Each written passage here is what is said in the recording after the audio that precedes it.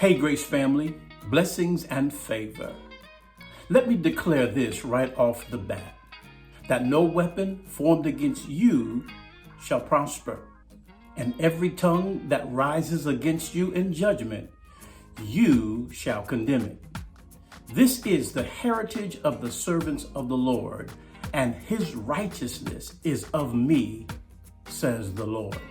Now, this is found in the book of Isaiah, chapter 54 and verse number 17, the New King James Version. I want you to have this. Why? Because no victory comes without a battle.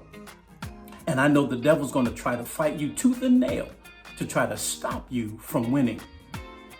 But your destiny has success written all over it. Today is day 5 of our 52-day challenge of the Nehemiah project.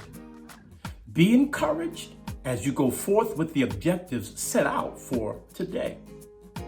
In your 15-minute prayer, would you include the vision of our church and increase all around you in it?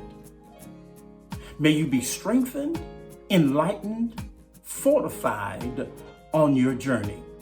Don't let anything stop your momentum.